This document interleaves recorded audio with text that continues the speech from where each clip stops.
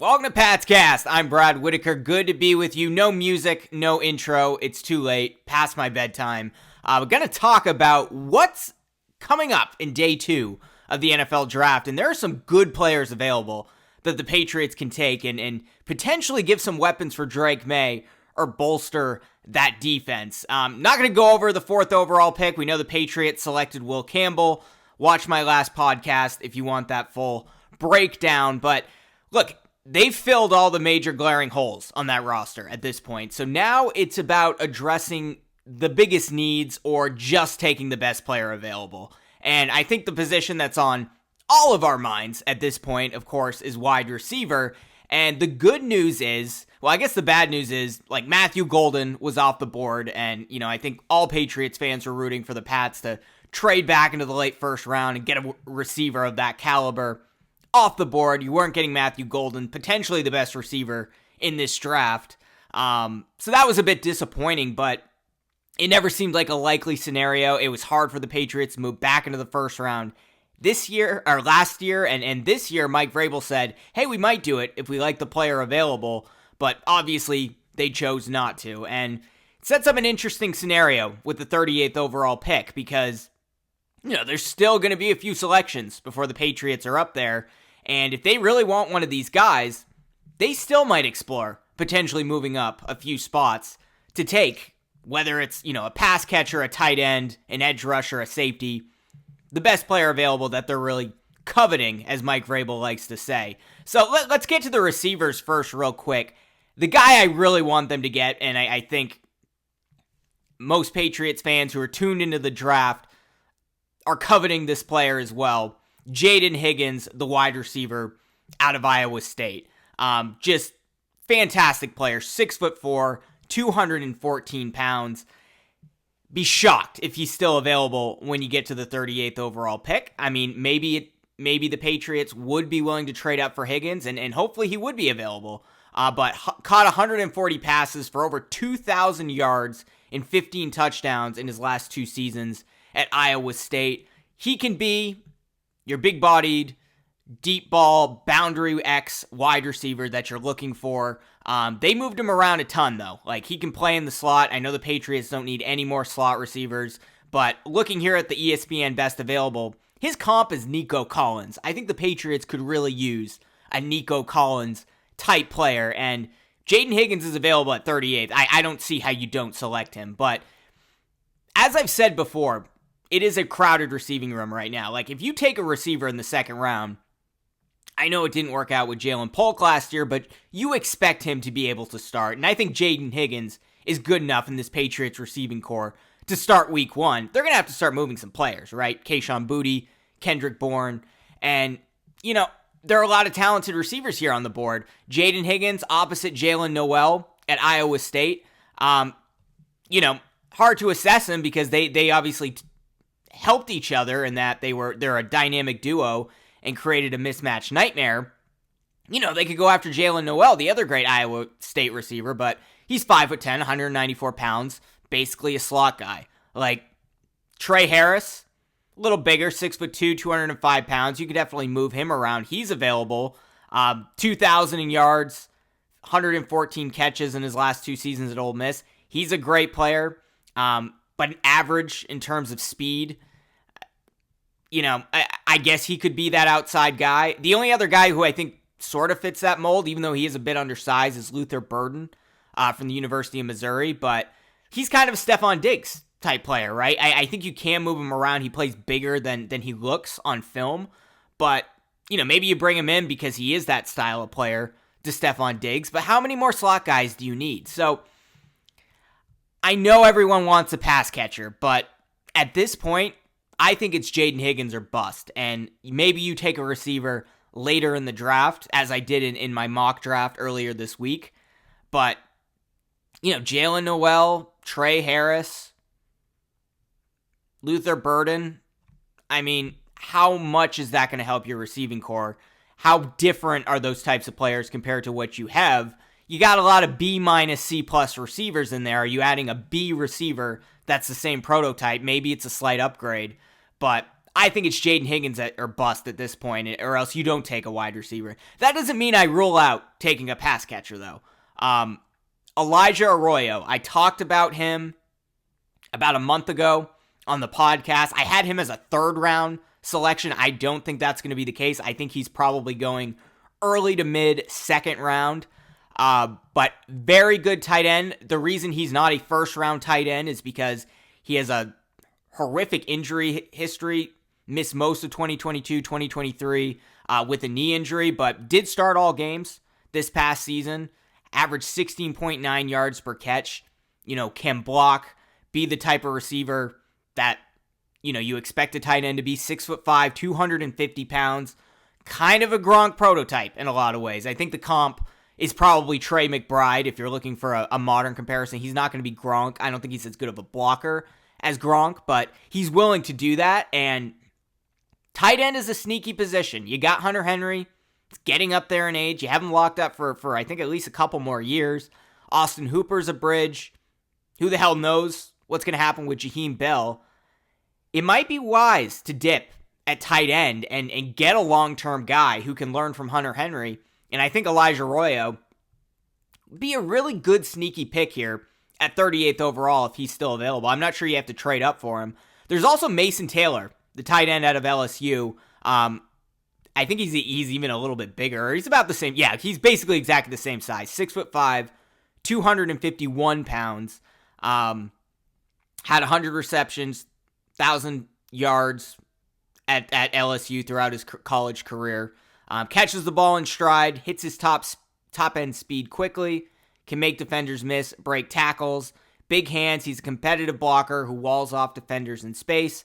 So he's another good all-around tight end, and I think that's something you really need. And I think that's something that Mike Vrabel would really value at that position. Is there isn't a ton of versatility there at the tight end position these days. It's often pass-catching tight ends, or you have just the few strictly blocking tight ends that are still left in the league, but versatility is very valuable at that position. It's also a cheaper position. You draft it early in the second round. You don't have to pay a ton of money for that. Not like that's a big issue with the Patriots and their cap space, but I don't know. They might want to consider targeting tight end early in the second round, especially if Jaden Higgins is off the board. I would probably prioritize Higgins, but I'm not as big on drafting receiver right away in this draft as most Patriots fans are. I don't think you necessarily have to, and if you are going to get a pass catcher, go after one of these tight ends, Arroyo or Taylor out of LSU. I think they would be an excellent fit, and you already have a crowded receiving room. Take another guy later.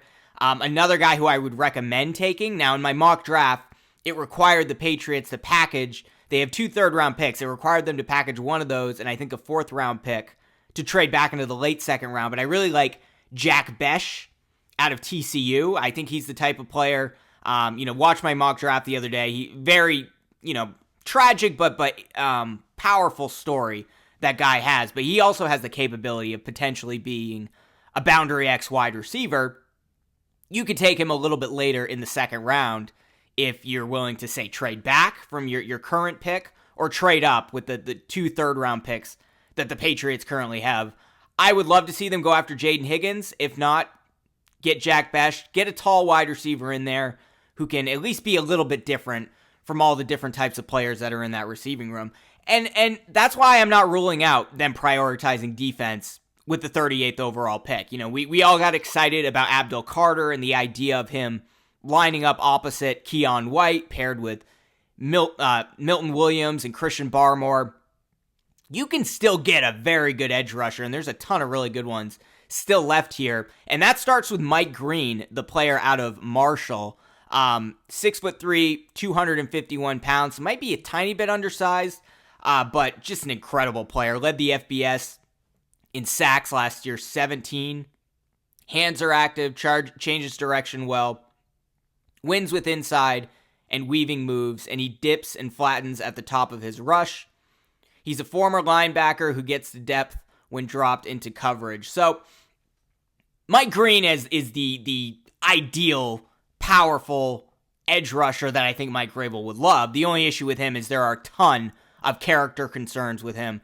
I don't know the full background, the full story there. But I think there's a reason he's playing at Marshall and not one of the bigger D1 schools. But you get a Will Anderson type player with Mike Green. He might be a third down specialist. I think that's the issue with a lot of these edge rushers. The other guy on the board, who I'd be shocked if he's still available at 38, but would love for the Patriots to draft him, and they're scouting him heavily because he goes to Boston College. Donovan Ezeraku. I think I got the name right. Donovan Ezeraku. Little undersized as well, 6'3", 248 pounds, but slippery, rangy edge defender, ranked second in college football in sacks in 2024. Kind of the perfect fit, right? ESPN here says he chases with good effort, slips multiple blocks on the same play. He had the quickest 3-cone and short shuttle times of all edges at the combines. Very fast, very athletic player, edge defender. Apologies, it's getting late here. Again, he might also just be kind of a third down specialist, and there's still value in that. I think Mike Vrabel probably would value that more than, say, Gerard Mayo would, who traded away Josh Uche midseason. I think Mike Vrabel would have loved to still have Josh Uche on the roster. But Donovan Ezeraku, out of Boston College, if he's still there at 38, that's probably going to be the pick. Unless Jaden Higgins is there, Donovan Ezeraku, edge rusher, Boston College, second in sacks in college football. I think Mike Vrabel would take him. So I give that probably the highest probability. The only reason they might not is he's not available. But if the Patriots really covet him, they may trade up. There's also Jordan Birch out of Oregon. Because of his size, 6'4", 280 pounds, he's a 3-down player, right? That's not a third down specialist. Edge rusher, if that's something that Vrabel covets, as he says, maybe you go with a player like that. There's the Ohio State guy who's also probably more of a 3-down edge rusher too, but Mike Green and Ezeraku are difference maker type edge rushers, similar to Abdul Carter. And that's the thing with Abdul Carter too. Is he going to be an every down edge rusher right away? I'm not sure. I'm sure they're going to try to make it happen. They're going to figure out a way to make it work. But that was part of the reason people talked about Jalen Walker and the Patriots drafting him at 4th overall, is because, yeah, he kind of would be that third down specialist edge rusher, but he's an off-the-ball linebacker. You can move him around in different places. You can find a spot for him. These smaller edge rushers really are specialists, and I don't know. Do you want to prioritize that at this point in the second round? I think Mike Vrabel's the type of coach that would, because he's a defensive guy. He loves versatility. And the Boston College connection, Bill O'Brien coaching him, Ezeraku. Or if he wants to take the risk of the flyer Mike Green, who could be an all-pro superstar if he keeps his head in the game. I mean, real opportunity here for the Patriots if they want to complete that defensive line and get that fierce pass rush that they could have potentially had with Abdul Carter. They still have a chance here to make something similar happen in the second round. So yeah, it's hard to know what they're going to prioritize. I think it's going to come down to either the best pass catcher available that fits what they want, whether that is a tight end like Elijah Arroyo or a receiver like Jaden Higgins, or they're going to go for an edge rusher. We'll have to see. It's going to be a very interesting day 3. Again, Patriots have second round pick, 2 third round picks because they have the extra one that they got in the Matthew Judon trade. Later down the road, players that I'd love to see them target. I mentioned Jack Besh at a TCU. That's probably a later second round pick. Although there's more receivers on the board than I was expecting at the end of the first round. So maybe he slips to the third round. You could take him there. I also talked about free safety in my mock draft. There's a few good safeties here that could even be taken as early as the second round. The guy I've been eyeing is Andrew Makuba, the free safety out of Texas. I think you can probably get him early in the third round with that pick if they choose. He's a bit undersized, 6 foot, 185 pounds, but not as big of an issue for a free safety. Great ball skills, elite speed, plays a great center field. I really hope that's a guy they're targeting in the third round if he's available. So that's a guy to keep an eye out for. But I wouldn't be surprised if Patriots only have 2 selections on day 2 because they have 2 third-round picks for a reason. Package those together, move up, and take the players that you covet because this is not the deepest draft in the world, and I'm surprised at some of the names that are still available here. So, going to be interesting. If you're watching on YouTube, let me know in the comments below. Who would you like for them to draft early in the 2nd round? Who else are you eyeing later in the 3rd rounds? And if you're watching on YouTube, be sure to smash that like button, subscribe to this channel, hit that notification bell, or subscribe if you're listening on Apple Podcasts or Spotify. We'll be back tomorrow with more NFL draft coverage.